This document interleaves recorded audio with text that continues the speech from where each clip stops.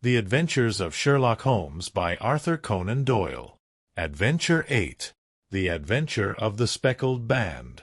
On glancing over my notes of the 70-odd cases in which I have during the last 8 years studied the methods of my friend Sherlock Holmes, I find many tragic, some comic, a large number merely strange, but none commonplace. For, working as he did rather for the love of his art than for the acquirement of wealth, he refused to associate himself with any investigation which did not tend towards the unusual, and even the fantastic. Of all these varied cases, however, I cannot recall any which presented more singular features than that which was associated with the well-known Surrey family of the Roylotts of Stoke Moran. The events in question occurred in the early days of my association with Holmes, when we were sharing rooms as bachelors in Baker Street. It is possible that I might have placed them upon record before, but a promise of secrecy was made at the time, from which I have only been freed during the last month by the untimely death of the lady to whom the pledge was given. It is perhaps as well that the facts should now come to light, for I have reasons to know that there are widespread rumors as to the death of Dr. Grimsby Roylott which tend to make the matter even more terrible than the truth. It was early in April in the year 83 that I woke one morning to find Sherlock Holmes standing, fully dressed, by the side of my bed.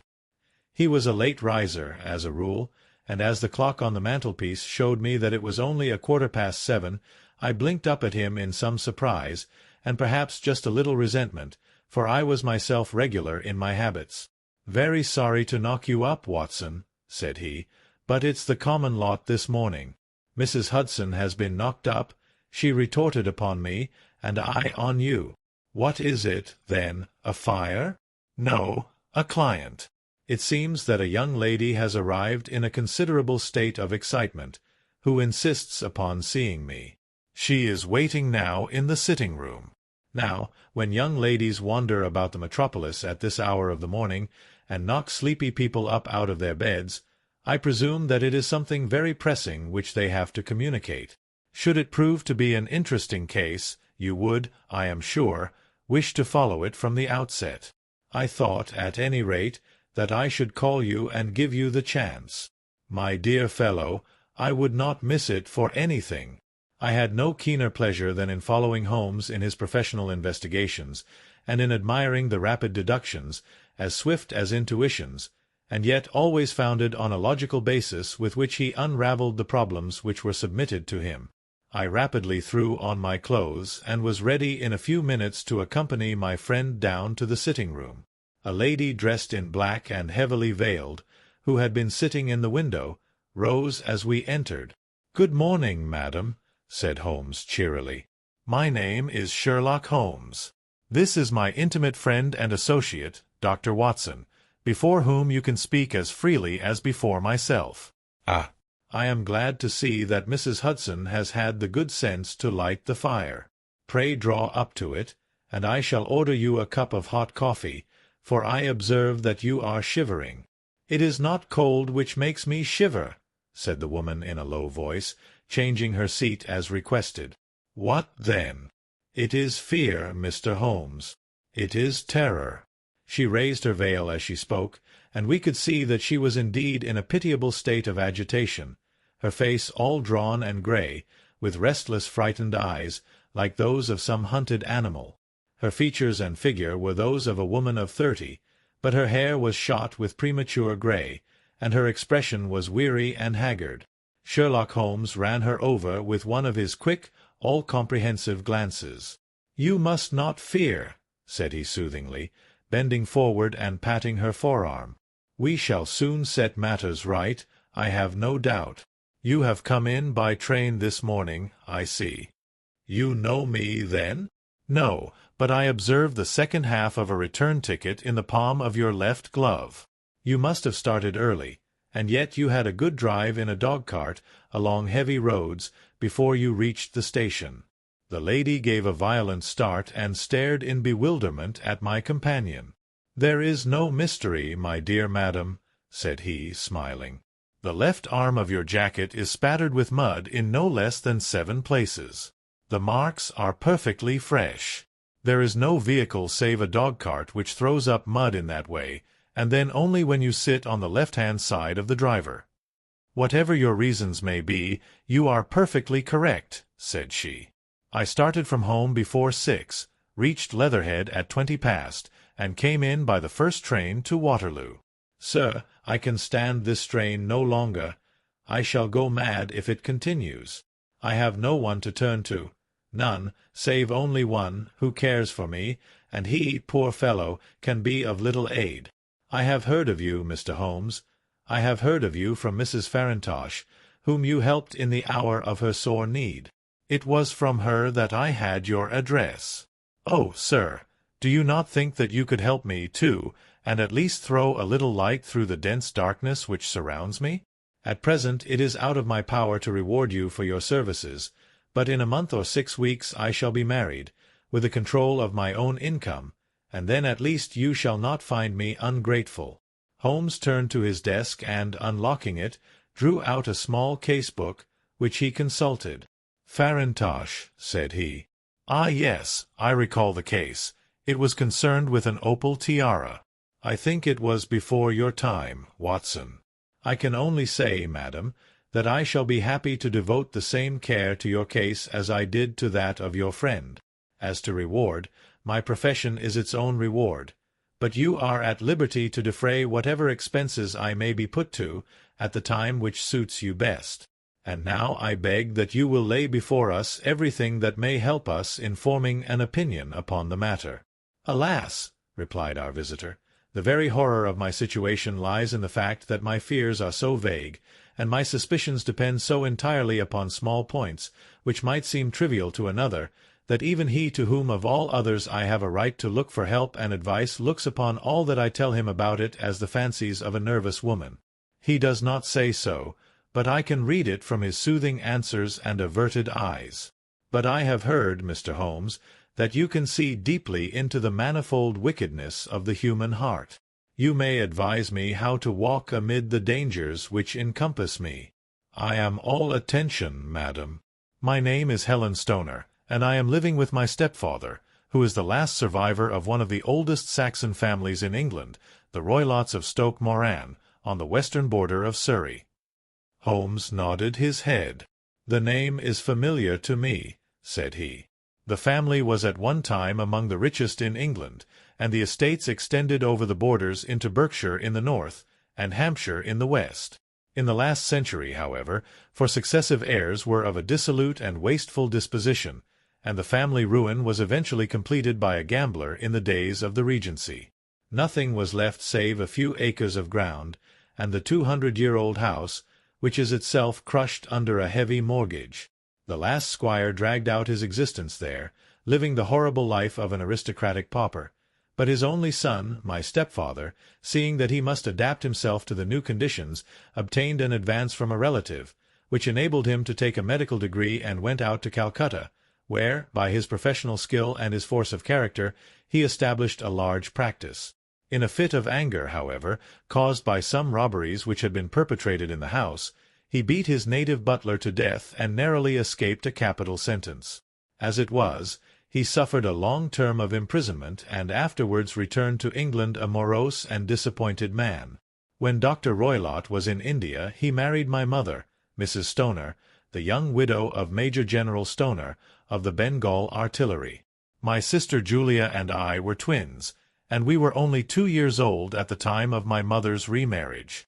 She had a considerable sum of money, not less than £1,000 a year, and this she bequeathed to Dr. Roylott entirely while we resided with him, with a provision that a certain annual sum should be allowed to each of us in the event of our marriage. Shortly after our return to England my mother died. She was killed 8 years ago in a railway accident near Crewe. Dr. Roylott then abandoned his attempts to establish himself in practice in London, and took us to live with him in the old ancestral house at Stoke Moran. The money which my mother had left was enough for all our wants, and there seemed to be no obstacle to our happiness. But a terrible change came over our stepfather about this time. Instead of making friends and exchanging visits with our neighbours, who had at first been overjoyed to see a Roylott of Stoke Moran back in the old family seat, he shut himself up in his house and seldom came out save to indulge in ferocious quarrels with whoever might cross his path. Violence of temper approaching to mania has been hereditary in the men of the family, and in my stepfather's case it had, I believe, been intensified by his long residence in the tropics. A series of disgraceful brawls took place, 2 of which ended in the police court, until at last he became the terror of the village, and the folks would fly at his approach, for he is a man of immense strength, and absolutely uncontrollable in his anger. Last week he hurled the local blacksmith over a parapet into a stream, and it was only by paying over all the money which I could gather together that I was able to avert another public exposure. He had no friends at all save the wandering gipsies, and he would give these vagabonds leave to encamp upon the few acres of bramble-covered land which represent the family estate, and would accept in return the hospitality of their tents, wandering away with them sometimes for weeks on end. He has a passion also for Indian animals, which are sent over to him by a correspondent, and he has at this moment a cheetah and a baboon, which wander freely over his grounds and are feared by the villagers almost as much as their master.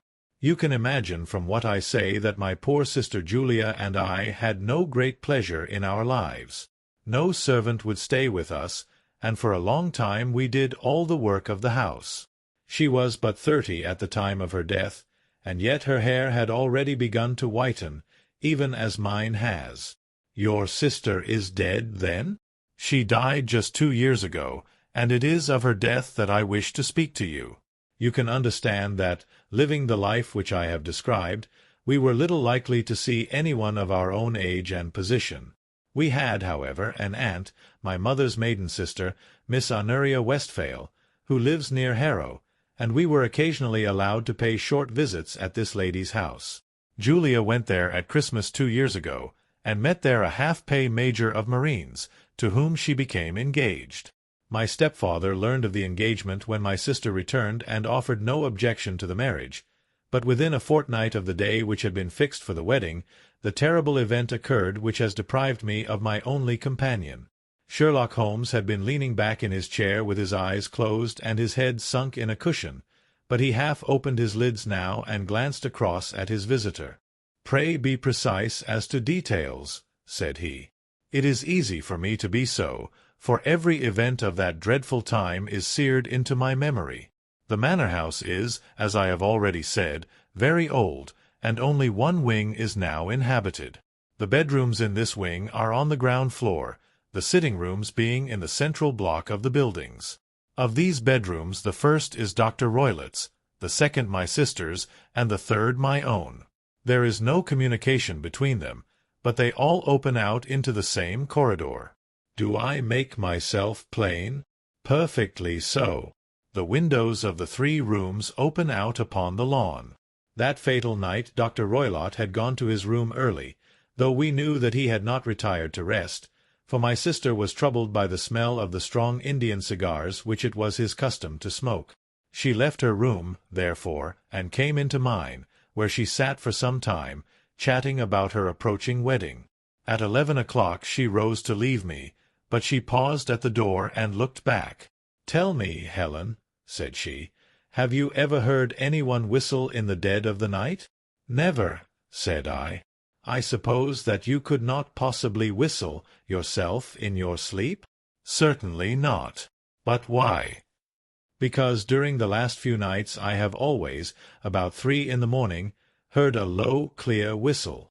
I am a light sleeper, and it has awakened me. I cannot tell where it came from, perhaps from the next room, perhaps from the lawn. I thought that I would just ask you whether you had heard it." "No, I have not." "It must be those wretched gipsies in the plantation." "Very likely. And yet if it were on the lawn, I wonder that you did not hear it also." "Ah, but I sleep more heavily than you." "Well, it is of no great consequence at any rate." She smiled back at me, closed my door, and a few moments later I heard her key turn in the lock. "Indeed," said Holmes. "Was it your custom always to lock yourselves in at night?" "Always." "And why?" "I think that I mentioned to you that the doctor kept a cheetah and a baboon. We had no feeling of security unless our doors were locked." "Quite so. Pray proceed with your statement." I could not sleep that night. A vague feeling of impending misfortune impressed me. My sister and I, you will recollect, were twins, and you know how subtle are the links which bind two souls which are so closely allied. It was a wild night. The wind was howling outside, and the rain was beating and splashing against the windows. Suddenly, amid all the hubbub of the gale, there burst forth the wild scream of a terrified woman. I knew that it was my sister's voice. I sprang from my bed, wrapped a shawl round me, and rushed into the corridor. As I opened my door I seemed to hear a low whistle, such as my sister described, and a few moments later a clanging sound, as if a mass of metal had fallen. As I ran down the passage, my sister's door was unlocked and revolved slowly upon its hinges. I stared at it horror-stricken, not knowing what was about to issue from it. By the light of the corridor lamp I saw my sister appear at the opening, her face blanched with terror, her hands groping for help, her whole figure swaying to and fro like that of a drunkard. I ran to her and threw my arms round her, but at that moment her knees seemed to give way and she fell to the ground. She writhed as one who is in terrible pain, and her limbs were dreadfully convulsed. At first I thought that she had not recognized me, but as I bent over her she suddenly shrieked out in a voice which I shall never forget, "Oh, my God!" Helen, it was the band, the speckled band. There was something else which she would fain have said, and she stabbed with her finger into the air in the direction of the doctor's room, but a fresh convulsion seized her and choked her words. I rushed out, calling loudly for my stepfather, and I met him hastening from his room in his dressing-gown. When he reached my sister's side she was unconscious, and though he poured brandy down her throat and sent for medical aid from the village, all efforts were in vain, for she slowly sank and died without having recovered her consciousness. Such was the dreadful end of my beloved sister. "One moment," said Holmes. "Are you sure about this whistle and metallic sound? Could you swear to it?" "That was what the county coroner asked me at the inquiry. It is my strong impression that I heard it, and yet, among the crash of the gale and the creaking of an old house, I may possibly have been deceived." "Was your sister dressed?" "No, she was in her night-dress. In her right hand was found the charred stump of a match, and in her left a matchbox, showing that she had struck a light and looked about her when the alarm took place. That is important. And what conclusions did the coroner come to?" He investigated the case with great care, for Dr. Roylott's conduct had long been notorious in the county, but he was unable to find any satisfactory cause of death. My evidence showed that the door had been fastened upon the inner side, and the windows were blocked by old-fashioned shutters with broad iron bars, which were secured every night. The walls were carefully sounded, and were shown to be quite solid all round, and the flooring was also thoroughly examined, with the same result. The chimney is wide, but is barred up by 4 large staples. It is certain, therefore, that my sister was quite alone when she met her end. Besides, there were no marks of any violence upon her. How about poison? The doctors examined her for it, but without success. What do you think that this unfortunate lady died of, then? It is my belief that she died of pure fear and nervous shock, though what it was that frightened her I cannot imagine. Were there gypsies in the plantation at the time? Yes, there are nearly always some there. Ah, and what did you gather from this allusion to a band, a speckled band? Sometimes I have thought that it was merely the wild talk of delirium, sometimes that it may have referred to some band of people, perhaps to these very gypsies in the plantation. I do not know whether the spotted handkerchiefs which so many of them wear over their heads might have suggested the strange adjective which she used. Holmes shook his head like a man who is far from being satisfied. "These are very deep waters," said he. "Pray go on with your narrative." 2 years have passed since then, and my life has been until lately lonelier than ever. A month ago, however, a dear friend, whom I have known for many years, has done me the honor to ask my hand in marriage. His name is Armitage, Percy Armitage, the second son of Mr. Armitage of Crane Water, near Reading. My stepfather has offered no opposition to the match, and we are to be married in the course of the spring. 2 days ago some repairs were started in the west wing of the building, and my bedroom wall has been pierced, so that I have had to move into the chamber in which my sister died, and to sleep in the very bed in which she slept. Imagine, then, my thrill of terror when last night, as I lay awake, thinking over her terrible fate, I suddenly heard in the silence of the night the low whistle which had been the herald of her own death. I sprang up and lit the lamp, but nothing was to be seen in the room. I was too shaken to go to bed again, however, so I dressed, and as soon as it was daylight I slipped down, got a dog-cart at the Crown Inn, which is opposite, and drove to Leatherhead, from whence I have come on this morning with the one object of seeing you and asking your advice. You have done wisely, said my friend. But have you told me all? Yes, all. Miss Roylott, you have not. You are screening your stepfather. Why, what do you mean? For answer Holmes pushed back the frill of black lace which fringed the hand that lay upon our visitor's knee. 5 little livid spots, the marks of 4 fingers and a thumb, were printed upon the white wrist. You have been cruelly used, said Holmes. The lady colored deeply and covered over her injured wrist. He is a hard man, she said, and perhaps he hardly knows his own strength. There was a long silence, during which Holmes leaned his chin upon his hands and stared into the crackling fire.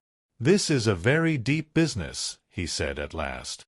There are 1,000 details which I should desire to know before I decide upon our course of action. Yet we have not a moment to lose. If we were to come to Stoke Moran today, would it be possible for us to see over these rooms without the knowledge of your stepfather? As it happens, he spoke of coming into town today upon some most important business. It is probable that he will be away all day, and that there would be nothing to disturb you. We have a housekeeper now, but she is old and foolish, and I could easily get her out of the way. Excellent. You are not averse to this trip, Watson? By no means. Then we shall both come.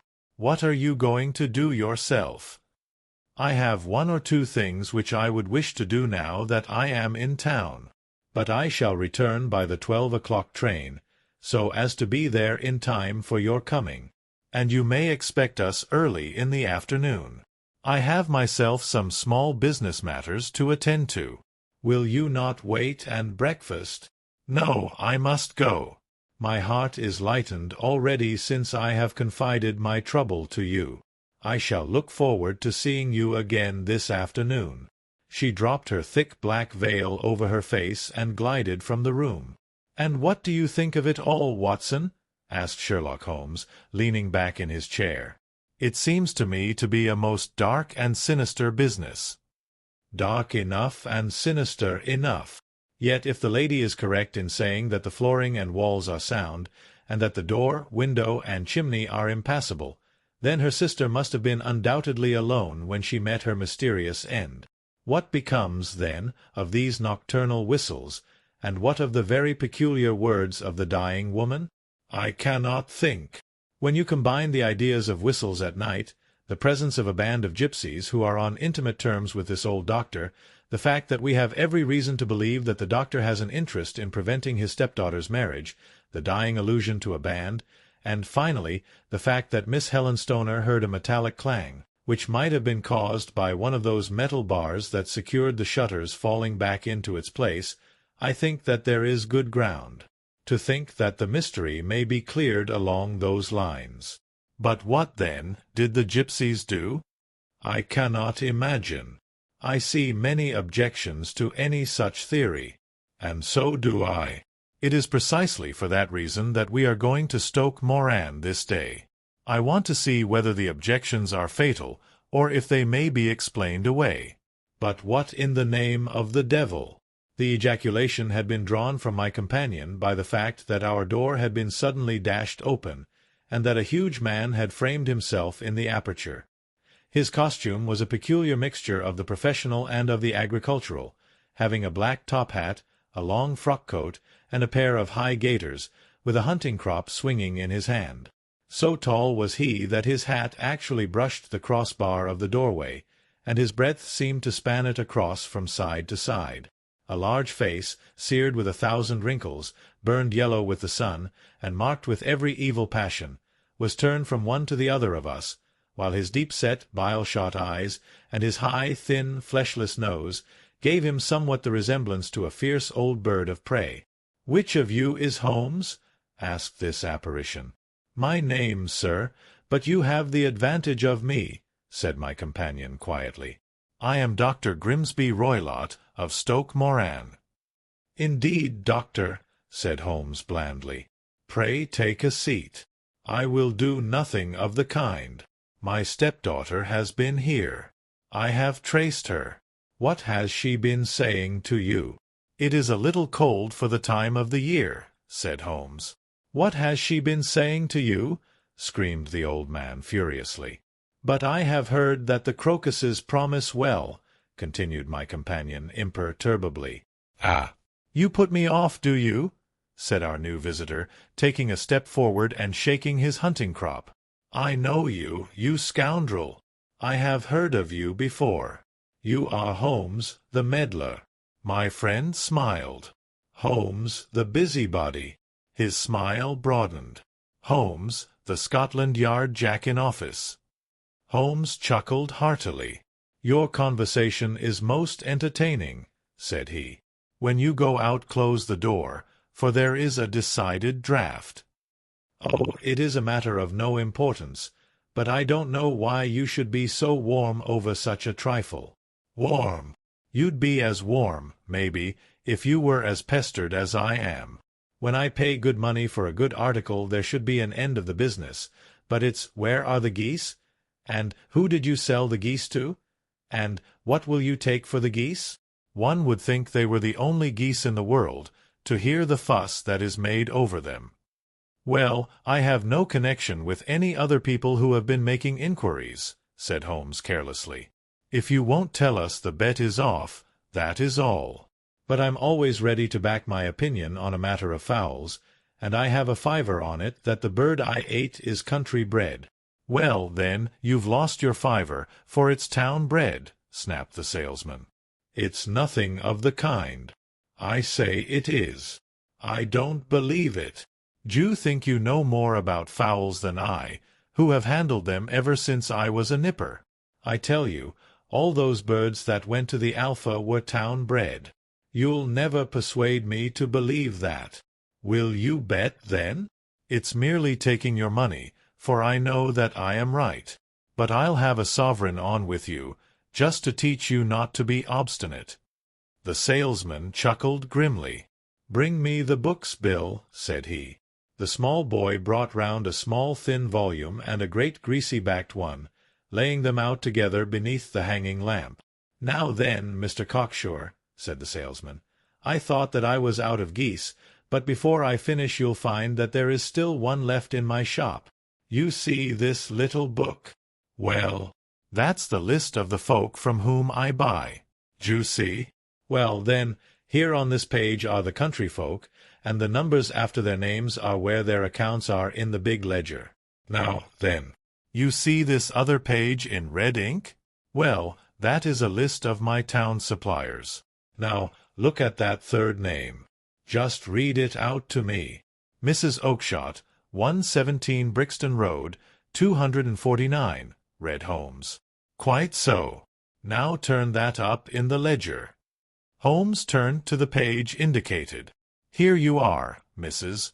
Oakshott, 117 Brixton Road, egg and poultry supplier. Now, then, what's the last entry? December 22nd. 24 geese at sevens. CD. Quite so. There you are. And underneath, sold to Mr. Windigate of the Alpha at 12s. What have you to say now? Sherlock Holmes looked deeply chagrined. He drew a sovereign from his pocket and threw it down upon the slab, turning away with the air of a man whose disgust is too deep for words. A few yards off he stopped under a lamp-post and laughed in the hearty, noiseless fashion which was peculiar to him. When you see a man with whiskers of that cut and the pink un protruding out of his pocket, you can always draw him by a bet, said he. I dare say that if I had put £100 down in front of him, that man would not have given me such complete information as was drawn from him by the idea that he was doing me on a wager. Well, Watson, we are, I fancy, nearing the end of our quest, and the only point which remains to be determined is whether we should go on to this Mrs. Oakshott tonight, or whether we should reserve it for tomorrow. It is clear from what that surly fellow said that there are others besides ourselves who are anxious about the matter, and I should— His remarks were suddenly cut short by a loud hubbub which broke out from the stall which we had just left. Turning round, we saw a little rat-faced fellow standing in the centre of the circle of yellow light which was thrown by the swinging lamp, while Breckenridge, the salesman, framed in the door of his stall, was shaking his fists fiercely at the cringing figure. "I've had enough of you and your geese," he shouted. "I wish you were all at the devil together. If you come pestering me any more with your silly talk, I'll set the dog at you. You bring Mrs. Oakshott here, and I'll answer her, but what have you to do with it? Did I buy the geese off you? No, but one of them was mine all the same," whined the little man. "Well, then, ask Mrs. Oakshott for it. She told me to ask you. Well, you can ask the King of Prussia, for all I care. I've had enough of it. Get out of this." He rushed fiercely forward, and the inquirer flitted away into the darkness. "Ah, this may save us a visit to Brixton Road," whispered Holmes. "Come with me, and we will see what is to be made of this fellow." Striding through the scattered knots of people who lounged round the flaring stalls, my companion speedily overtook the little man and touched him upon the shoulder. He sprang round, and I could see in the gaslight that every vestige of colour had been driven from his face. "Who are you, then? What do you want?" he asked in a quavering voice. "You will excuse me," said Holmes blandly, "but I could not help overhearing the questions which you put to the salesman just now. I think that I could be of assistance to you." "You? Who are you? How could you know anything of the matter?" "My name is Sherlock Holmes. It is my business to know what other people don't know." "But you can know nothing of this?" "Excuse me, I know everything of it. You are endeavouring to trace some geese which were sold by Mrs. Oakshott, of Brixton Road, to a salesman named Breckenridge, by him in turn to Mr. Windigate, of the Alpha, and by him to his club, of which Mr. Henry Baker is a member." "Oh, sir, you are the very man whom I have longed to meet," cried the little fellow with outstretched hands and quivering fingers. "I can hardly explain to you how interested I am in this matter." Sherlock Holmes hailed a four-wheeler which was passing. "In that case we had better discuss it in a cosy room rather than in this wind-swept market-place," said he. "But pray tell me, before we go farther, who it is that I have the pleasure of assisting." The man hesitated for an instant. "My name is John Robinson," he answered with a sidelong glance. "No, no, the real name," said Holmes sweetly. "It is always awkward doing business with an alias." A flush sprang to the white cheeks of the stranger. "Well, then," said he, "my real name is James Ryder." "Precisely so. Head attendant at the Hotel Cosmopolitan. Pray step into the cab, and I shall soon be able to tell you everything which you would wish to know." The little man stood glancing from one to the other of us with half-frightened, half-hopeful eyes, as one who is not sure whether he is on the verge of a windfall or of a catastrophe. Then he stepped into the cab, and in half an hour we were back in the sitting-room at Baker Street. Nothing had been said during our drive, but the high, thin breathing of our new companion, and the claspings and unclaspings of his hands, spoke of the nervous tension within him. "Here we are," said Holmes cheerily as we filed into the room. "The fire looks very seasonable in this weather. You look cold, Mr. Ryder. Pray take the basket-chair. I will just put on my slippers before we settle this little matter of yours. Now, then, you want to know what became of those geese?" "Yes, sir. Or rather, I fancy, of that goose. It was one bird, I imagine, in which you were interested, white, with a black bar across the tail." Ryder quivered with emotion.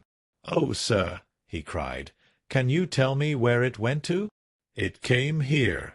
"Here?" "Yes, and a most remarkable bird it proved. I don't wonder that you should take an interest in it. It laid an egg after it was dead, the bonniest, brightest little blue egg that ever was seen. I have it here in my museum." Our visitor staggered to his feet and clutched the mantelpiece with his right hand. Holmes unlocked his strong-box and held up the blue carbuncle, which shone out like a star, with a cold, brilliant, many-pointed radiance. Ryder stood glaring with a drawn face, uncertain whether to claim or to disown it. "The game's up, Ryder," said Holmes quietly. "Hold up, man, or you'll be into the fire. Give him an arm back into his chair, Watson. He's not got blood enough to go in for felony with impunity. Give him a dash of brandy. Oh, now he looks a little more human. What a shrimp it is, to be sure." For a moment he had staggered and nearly fallen, but the brandy brought a tinge of color into his cheeks, and he sat staring with frightened eyes at his accuser. "No, it is not even attached to a wire. This is very interesting. You can see now that it is fastened to a hook just above where the little opening for the ventilator is. How very absurd! I never noticed that before." "Very strange," muttered Holmes, pulling at the rope. "There are one or two very singular points about this room. For example, what a fool a builder must be to open a ventilator into another room, when, with the same trouble, he might have communicated with the outside air." "That is also quite modern," said the lady. "Done about the same time as the bell rope?" remarked Holmes. "Yes, there were several little changes carried out about that time. They seem to have been of a most interesting character, dummy bell ropes and ventilators which do not ventilate. With your permission, Miss Stoner, we shall now carry our researches into the inner apartment." Dr. Grimsby Roylott's chamber was larger than that of his stepdaughter, but was as plainly furnished. A camp bed, a small wooden shelf full of books, mostly of a technical character, an armchair beside the bed, a plain wooden chair against the wall, a round table, and a large iron safe were the principal things which met the eye.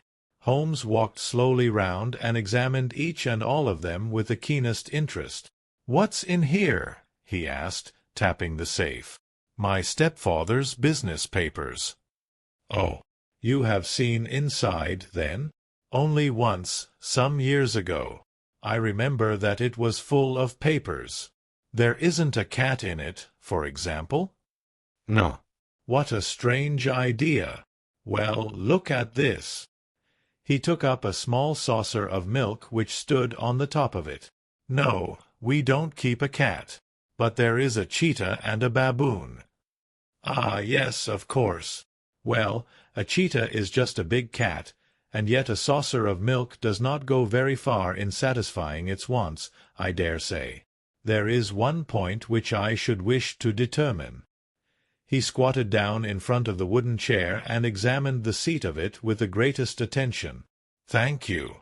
That is quite settled," said he, rising and putting his lens in his pocket. "Hullo! Here is something interesting." The object which had caught his eye was a small dog lash hung on one corner of the bed. The lash, however, was curled upon itself and tied so as to make a loop of whipcord. "What do you make of that, Watson?" "It's a common enough lash, but I don't know why it should be tied." "That is not quite so common, is it?" "Me. It's a wicked world, and when a clever man turns his brains to crime it is the worst of all. I think that I have seen enough now, Miss Stoner, and with your permission we shall walk out upon the lawn." I had never seen my friend's face so grim or his brow so dark as it was when we turned from the scene of this investigation. We had walked several times up and down the lawn, neither Miss Stoner nor myself liking to break in upon his thoughts before he roused himself from his reverie. "It is very essential, Miss Stoner," said he, "that you should absolutely follow my advice in every respect." "I shall most certainly do so. The matter is too serious for any hesitation. Your life may depend upon your compliance." I assure you that I am in your hands. In the first place, both my friend and I must spend the night in your room." Both Miss Stoner and I gazed at him in astonishment. "Yes, it must be so. Let me explain. I believe that is the village inn over there. Yes, that is the Crown. Very good. Your windows would be visible from there." "Certainly. You must confine yourself to your room, on pretence of a headache, when your stepfather comes back. Then when you hear him retire for the night, you must open the shutters of your window, undo the hasp, put your lamp there as a signal to us, and then withdraw quietly with everything which you are likely to want into the room which you used to occupy. I have no doubt that, in spite of the repairs, you could manage there for one night." "Oh, yes, easily. The rest you will leave in our hands." "But what will you do?" "We shall spend the night in your room, and we shall investigate the cause of this noise which has disturbed you." "I believe, Mr. Holmes, that you have already made up your mind," said Miss Stoner, laying her hand upon my companion's sleeve. "Perhaps I have. Then, for pity's sake, tell me what was the cause of my sister's death." "I should prefer to have clearer proofs before I speak." "You can at least tell me whether my own thought is correct, and if she died from some sudden fright." "No, I do not think so. I think that there was probably some more tangible cause. And now, Miss Stoner, we must leave you, for if Dr. Roylott returned and saw us our journey would be in vain. Good-bye, and be brave, for if you will do what I have told you, you may rest assured that we shall soon drive away the dangers that threaten you." Sherlock Holmes and I had no difficulty in engaging a bedroom and sitting-room at the Crown Inn. They were on the upper floor, and from our window we could command a view of the avenue gate and of the inhabited wing of Stoke Moran Manor House. At dusk we saw Dr. Grimsby Roylott drive past, his huge form looming up beside the little figure of the lad who drove him. The boy had some slight difficulty in undoing the heavy iron gates, and we heard the hoarse roar of the doctor's voice and saw the fury with which he shook his clenched fists at him. The trap drove on, and a few minutes later we saw a sudden light spring up among the trees as the lamp was lit in one of the sitting-rooms. "Do you know, Watson," said Holmes as we sat together in the gathering darkness, "I have really some scruples as to taking you tonight. There is a distinct element of danger." "Can I be of assistance?" "Your presence might be invaluable." "Then I shall certainly come." "It is very kind of you." "You speak of danger. You have evidently seen more in these rooms than was visible to me." "No, but I fancy that I may have deduced a little more." "I imagine that you saw all that I did." "I saw nothing remarkable save the bell-rope, and what purpose that could answer I confess is more than I can imagine." "You saw the ventilator, too?" "Yes, but I do not think that it is such a very unusual thing to have a small opening between two rooms. It was so small that a rat could hardly pass through. I knew that we should find a ventilator before ever we came to Stoke Moran." "My dear Holmes." "Oh, yes, I did." "You remember in her statement she said that her sister could smell Dr. Roylott's cigar. Now, of course that suggested at once that there must be a communication between the two rooms. It could only be a small one, or it would have been remarked upon at the coroner's inquiry. I deduced a ventilator." "But what harm can there be in that?" "Well, there is at least a curious coincidence of dates. A ventilator is made, a cord is hung, and a lady who sleeps in the bed dies. Does not that strike you?" "I cannot as yet see any connection." "Did you observe anything very peculiar about that bed?" "No." "It was clamped to the floor. Did you ever see a bed fastened like that before?" "I cannot say that I have." "The lady could not move her bed. It must always be in the same relative position to the ventilator and to the rope, or so we may call it, since it was clearly never meant for a bell-pull." "Holmes," I cried, "I seem to see dimly what you are hinting at.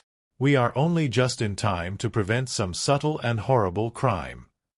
subtle enough and horrible enough. When a doctor does go wrong, he is the first of criminals. He has nerve and he has knowledge. Palmer and Pritchard were among the heads of their profession. This man strikes even deeper, but I think, Watson, that we shall be able to strike deeper still. But we shall have horrors enough before the night is over. For goodness' sake, let us have a quiet pipe and turn our minds for a few hours to something more cheerful. About 9 o'clock the light among the trees was extinguished, and all was dark in the direction of the manor house. 2 hours passed slowly away, and then, suddenly, just at the stroke of 11, a single bright light shone out right in front of us. "That is our signal," said Holmes, springing to his feet. "It comes from the middle window." As we passed out, he exchanged a few words with the landlord, explaining that we were going on a late visit to an acquaintance, and that it was possible that we might spend the night there. A moment later we were out on the dark road, a chill wind blowing in our faces, and one yellow light twinkling in front of us through the gloom to guide us on our sombre errand. There was little difficulty in entering the grounds, for unrepaired breaches gaped in the old park wall. Making our way among the trees, we reached the lawn, crossed it, and were about to enter through the window when out from a clump of laurel bushes there darted what seemed to be a hideous and distorted child, who threw itself upon the grass with writhing limbs and then ran swiftly across the lawn into the darkness. "My God!" I whispered. "Did you see it?" Holmes was for the moment as startled as I. His hand closed like a vice upon my wrist in his agitation. Then he broke into a low laugh and put his lips to my ear. "It is a nice household," he murmured. "That is the baboon." I had forgotten the strange pets which the doctor affected. There was a cheetah, too. Perhaps we might find it upon our shoulders at any moment. I confess that I felt easier in my mind when, after following Holmes' example and slipping off my shoes, I found myself inside the bedroom. My companion noiselessly closed the shutters, moved the lamp onto the table, and cast his eyes round the room. All was as we had seen it in the daytime. Then, creeping up to me and making a trumpet of his hand, he whispered into my ear again so gently that it was all that I could do to distinguish the words. The least sound would be fatal to our plans. I nodded to show that I had heard. We must sit without light. He would see it through the ventilator. I nodded again. "Do not go asleep. Your very life may depend upon it. Have your pistol ready in case we should need it. I will sit on the side of the bed, and you in that chair." I took out my revolver and laid it on the corner of the table. Holmes had brought up a long thin cane, and this he placed upon the bed beside him. By it he laid the box of matches and the stump of a candle. Then he turned down the lamp, and we were left in darkness. How shall I ever forget that dreadful vigil? I could not hear a sound, not even the drawing of a breath, and yet I knew that my companion sat open-eyed, within a few feet of me, in the same state of nervous tension in which I was myself. The shutters cut off the least ray of light, and we waited in absolute darkness. From outside came the occasional cry of a night-bird, and once at our very window a long-drawn cat-like whine, which told us that the cheetah was indeed at liberty. Far away we could hear the deep tones of the parish clock, which boomed out every quarter of an hour. How long they seemed, those quarters! 12 struck, and 1 and 2 and 3, and still we sat waiting silently for whatever might befall. Suddenly there was the momentary gleam of a light up in the direction of the ventilator, which vanished immediately, but was succeeded by a strong smell of burning oil and heated metal. Someone in the next room had lit a dark lantern. I heard a gentle sound of movement, and then all was silent once more, though the smell grew stronger. For half an hour I sat with straining ears. Then suddenly another sound became audible, a very gentle, soothing sound, like that of a small jet of steam escaping continually from a kettle. The instant that we heard it, Holmes sprang from the bed, struck a match, and lashed furiously with his cane at the bell-pull. "You see it, Watson?" he yelled. "You see it?" But I saw nothing. At the moment when Holmes struck the light I heard a low, clear whistle, but the sudden glare flashing into my weary eyes made it impossible for me to tell what it was at which my friend lashed so savagely. I could, however, see that his face was deadly pale and filled with horror and loathing. He had ceased to strike and was gazing up at the ventilator when suddenly there broke from the silence of the night the most horrible cry to which I have ever listened. It swelled up louder and louder, a hoarse yell of pain and fear and anger all mingled in the one dreadful shriek. They say that away down in the village, and even in the distant parsonage, that cry raised the sleepers from their beds. It struck cold to our hearts, and I stood gazing at Holmes, and he at me, until the last echoes of it had died away into the silence from which it rose. "What can it mean?" I gasped. "It means that it is all over," Holmes answered. "And perhaps, after all, it is for the best.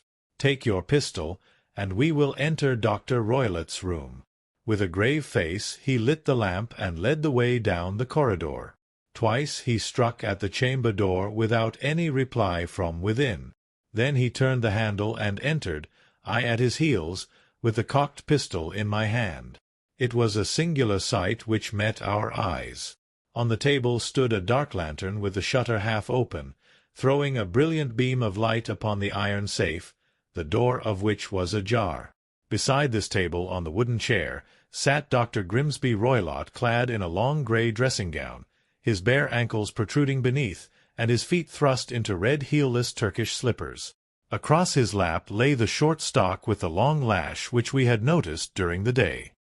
His chin was cocked upward, and his eyes were fixed in a dreadful, rigid stare at the corner of the ceiling. Round his brow he had a peculiar yellow band, with brownish speckles, which seemed to be bound tightly round his head. As we entered he made neither sound nor motion. "The band! The speckled band!" whispered Holmes. I took a step forward. In an instant his strange headgear began to move, and there reared itself from among his hair the squat diamond-shaped head and puffed neck of a loathsome serpent. "It is a swamp adder," cried Holmes, "the deadliest snake in India. He has died within 10 seconds of being bitten. Violence does, in truth, recoil upon the violent, and the schemer falls into the pit which he digs for another. Let us thrust this creature back into its den, and we can then remove Miss Stoner to some place of shelter and let the county police know what has happened." As he spoke he drew the dog-whip swiftly from the dead man's lap, and throwing the noose round the reptile's neck, he drew it from its horrid perch and, carrying it at arm's length, threw it into the iron safe, which he closed upon it. Such are the true facts of the death of Dr. Grimsby Roylott of Stoke Moran. It is not necessary that I should prolong a narrative which has already run to too great a length by telling how we broke the sad news to the terrified girl, how we conveyed her by the morning train to the care of her good aunt at Harrow, of how the slow process of official inquiry came to the conclusion that the doctor met his fate while indiscreetly playing with a dangerous pet. The little which I had yet to learn of the case was told me by Sherlock Holmes as we travelled back next day. "I had," said he, "come to an entirely erroneous conclusion which shows, my dear Watson, how dangerous it always is to reason from insufficient data. The presence of the gipsies, and the use of the word band, which was used by the poor girl, no doubt, to explain the appearance which she had caught a hurried glimpse of by the light of her match, were sufficient to put me upon an entirely wrong scent. I can only claim the merit that I instantly reconsidered my position when, however, it became clear to me that whatever danger threatened an occupant of the room could not come either from the window or the door. My attention was speedily drawn, as I have already remarked to you, to this ventilator, and to the bell-rope which hung down to the bed. The discovery that this was a dummy, and that the bed was clamped to the floor, instantly gave rise to the suspicion that the rope was there as a bridge for something passing through the hole and coming to the bed. The idea of a snake instantly occurred to me, and when I coupled it with my knowledge that the doctor was furnished with a supply of creatures from India, I felt that I was probably on the right track. The idea of using a form of poison which could not possibly be discovered by any chemical test was just such a one as would occur to a clever and ruthless man who had had an Eastern training. The rapidity with which such a poison would take effect would also, from his point of view, be an advantage. It would be a sharp-eyed coroner, indeed, who could distinguish the two little dark punctures which would show where the poison fangs had done their work. Then I thought of the whistle. Of course he must recall the snake before the morning light revealed it to the victim. He had trained it, probably by the use of the milk which we saw, to return to him when summoned. He would put it through this ventilator at the hour that he thought best, with the certainty that it would crawl down the rope and land on the bed. It might or might not bite the occupant. Perhaps she might escape every night for a week, but sooner or later she must fall a victim. I had come to these conclusions before ever I had entered his room. An inspection of his chair showed me that he had been in the habit of standing on it, which of course would be necessary in order that he should reach the ventilator. The sight of the safe, the saucer of milk, and the loop of whipcord were enough to finally dispel any doubts which may have remained. The metallic clang heard by Miss Stoner was obviously caused by her stepfather hastily closing the door of his safe upon its terrible occupant. Having once made up my mind, you know the steps which I took in order to put the matter to the proof. I heard the creature hiss, as I have no doubt that you did also, and I instantly lit the light and attacked it, with the result of driving it through the ventilator, and also with the result of causing it to turn upon its master at the other side. Some of the blows of my cane came home and roused its snakish temper, so that it flew upon the first person it saw. In this way I am no doubt indirectly responsible for Dr. Grimsby Roylott's death, and I cannot say that it is likely to weigh very heavily upon my conscience.